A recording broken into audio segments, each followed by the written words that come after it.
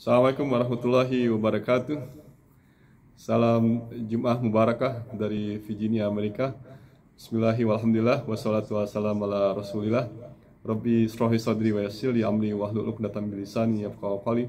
Allahumma innal haqqa haqqan wa innal batila batila wa tinabah. Apa kabar semuanya? Semoga semua sehat walafiat insyaallah, dan semoga semua dalam bimbingan dan dalam taufik hidayah daripada Allah Subhanahu wa taala, dan semoga semuanya alhamdulillah aman, sehat walafiat. Ada yang sedikit saya ingin share. Alhamdulillah lama sekali kita nggak sowanan ya, nggak jumpa dan silaturahmi karena masa pandemik ini. Saya sendiri juga nggak bisa pulang kampung, alhamdulillah. Ada satu ayat, yaitu ayat 60 daripada surah Al-Ghafir yang ingin sekedar saya sharing, dan semoga insya Allah bermanfaat buat semuanya insya Allah. Allah SWT berfirman, izinkan saya untuk membacanya untuk keberkahan buat semuanya insya Allah. Wa qala rabbukum ud'uni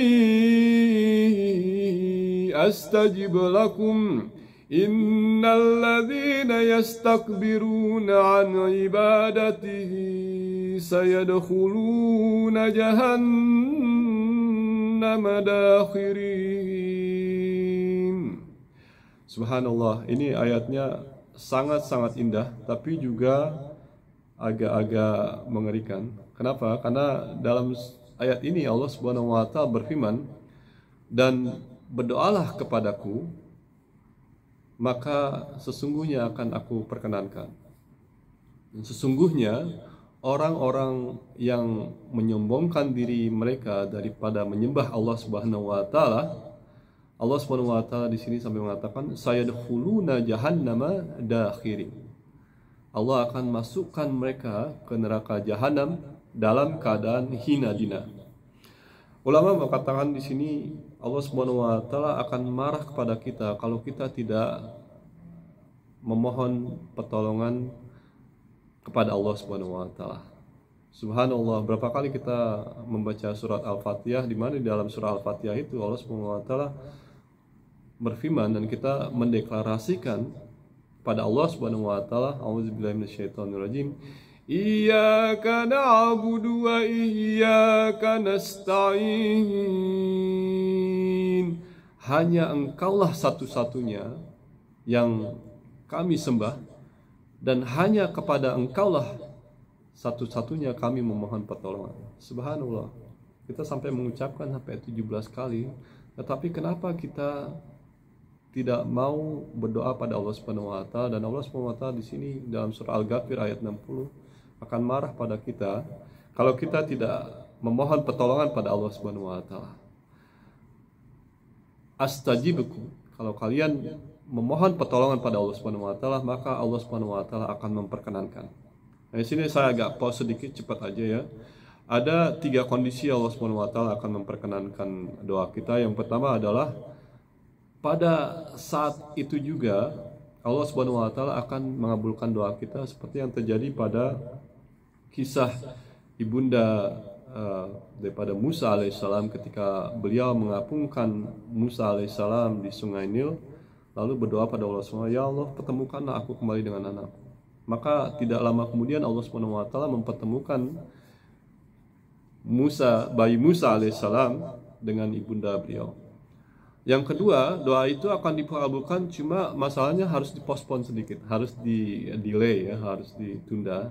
Seperti yang terjadi pada Nabi Ibrahim alaihissalam, beliau sampai harus menginjak usia 85 tahun tetap memohon supaya dikaruniakan oleh seorang anak. Lalu pada usia 85 tahun akhirnya Allah SWT karena kesabaran beliau, karena kekehnya beliau, karena saking tekunnya berdoa dan tidak pernah berputus asa untuk mengharapkan rahmat dan pertolongan daripada Allah SWT, maka Allah SWT mengabulkan doa beliau.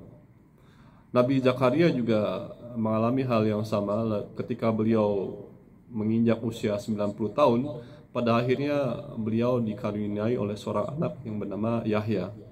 Dan Ayub alaihissalam juga pernah sampai 18 tahun menderita penyakit kusta, Dan selama 18 tahun itu Nabi Ayub bahkan sampai malu untuk memohon pertolongan pada Allah Subhanahu wa taala, sampai akhirnya ketika penyakit kustanya itu hampir mengenai lidah beliau, beliau tuh sangat khawatir. Satu-satunya yang beliau khawatirkan, beliau tidak bisa berzikir pada Allah Subhanahu wa taala.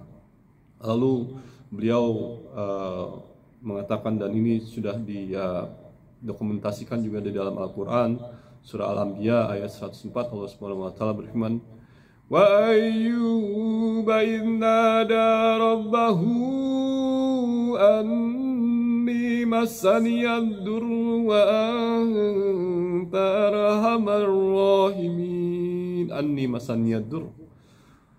Nabi Ayub alaihissalam tidak sampai mengemis, ya Allah tolonglah aku ya Allah. Tidak, dia hanya mengatakan wa anta arhamar rahimin.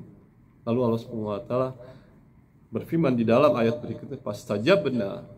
Pada saat itu Allah Subhanahu wa taala kemudian mengabulkan doa beliau, dan Allah Subhanahu wa taala bukan hanya menyembuhkan penyakit kusta beliau, lalu Allah Subhanahu wa taala juga mengembalikan seluruh kekayaannya yang pernah hilang, kemudian dikembalikan lagi dengan keluarga beliau, dan semua yang beliau biasa miliki bahkan sampai dilipat gandakan oleh Allah Subhanahu wa taala. Ini kondisi doa yang kedua. Yang pertama ya tadi, yaitu akan segera dikabulkan. Yang kedua akan dikabulkan, cuma masalahnya Allah Subhanahu wa taala akan memberi cobaan kita pada kita. Ana inna zonni abdi. Allah Subhanahu wa taala berfirman dalam Al-Qur'an akan mengetes kita, lalu akan mendelay doa kita dan kemudian akhirnya mengabulkan doa kita. Yang ketiga adalah doa kita akan dikumpulkan oleh Subhanahu wa taala sampai pada hari pembalasan nanti. Allah Subhanahu wa taala akan mengumpulkan doa kita, dan ulama mengatakan doa kita itu akan seperti bergunung-gunung, berbukit-bukit, seperti banyak sekali pahala yang berlimpah sampai kita tidak mengetahui ini pahala apa ya Allah Subhanahu wa taala. Allah Subhanahu wa taala akan mengatakan pada kita, ingat gak dulu kamu berdoa di dunia dan pada saat itu tidak langsung aku kabulkan. Inilah hasil daripada doa-doa yang kalian panjatkan itu loh. Bahkan ulama sampai mengatakan di sini, pada saat itu kita berhandai-handai, ya Allah kalau aku tahu doaku bakalan dikumpulkan seperti ini, I wish, kata orang kampung sini bilang, saya berharap jangan sampai di dunia itu engkau kabulkan sama sekali ya Allah. Subhanallah. Jadi ini 3 kondisi doa yang harus kita aware, yang harus kita maklumi bersama, yaitu bukan berarti ketika doa kita tidak dikabulkan oleh Subhanahu wa taala, bukan berarti Allah Subhanahu wa taala tidak sayang pada kita. Bahkan Rasulullah SAW sampai mengatakan, idza haballahu qauman ibtalah. Ketika Allah Subhanahu wa taala mencintai seorang hambanya, maka Allah Subhanahu wa taala akan menguji kita. Tujuannya kenapa? Supaya kita naik kelas. Seperti yang terjadi pada Rasulullah SAW. Usia 6 tahun ibunya meninggal dunia, kemudian setelah itu pamannya meninggal dunia, kemudian setelah itu istrinya meninggal dunia, terus diberikan ujian. Bahkan kalau kita lihat manusia yang terbaik sekalipun seperti Rasulullah SAW mendapatkan cobaan yang sangat-sangat paling dahsyat dalam hidup beliau, dibandingkan dengan kita mungkin tidak ada apa-apanya. Nauzubillah. Jadi teman-teman dan saudara-saudara sekalian, jangan lupa kita, intinya di sini jangan lupa selalu berdoa dalam situasi apapun, Kalau kita memohon pertolongan pada om kita atau tante kita atau teman baik kita sekalipun, mungkin suatu saat mereka juga akan bete gitu ya, karena kita kok minta tolong sama saya terus gitu. Tapi bagi Allah Subhanahu wa taala justru sebaiknya, kalau kita tidak memohon pertolongan pada Allah Subhanahu wa taala, justru Allah Subhanahu wa taala akan marah pada kita. Dan bagaimana kondisi doa kita supaya dikabulkan? Jangan sampai kita ada perasaan was-was atau perasaan ragu, jangan sampai ya ini dikabulkan atau enggak. Kita harus yakin. Masalahnya kita harus yakin itu akan dikabulkan oleh Subhanahu wa taala, dan kalaupun tidak diperkenankan pada saat itu, kita tidak melihat resultnya, bukan berarti full customer service, bukan berarti Allah Subhanahu wa taala marah sama kita. Justru sebaiknya kalau kita tidak berdoa pada Allah Subhanahu wa taala, maka Allah Subhanahu wa taala akan marah pada kita. Dan bahkan Allah Subhanahu wa taala di sini sampai mengancam, innalladzina yastakbiruna an ibadati sayadkhuluna jahannama dakhirin. Bagi orang-orang yang menyombongkan diri, tidak menyembah pada Allah Subhanahu wa taala, Allah Subhanahu wa taala akan masukkan mereka ke neraka jahanam yang sangat hina dina. Nauzubillah min dzalik. Aqulu qouli hadza fastaghfiru innahu huwal ghafurur rahim. Semoga kita termasuk golongan hamba-hambanya yang selalu berdoa pada Allah Subhanahu wa taala, dan semoga segala apa yang kita doakan insyaallah akan diperkenankan oleh Allah Subhanahu wa taala. Terima kasih, semoga bermanfaat, dan mohon maaf kalau ada kekurangan.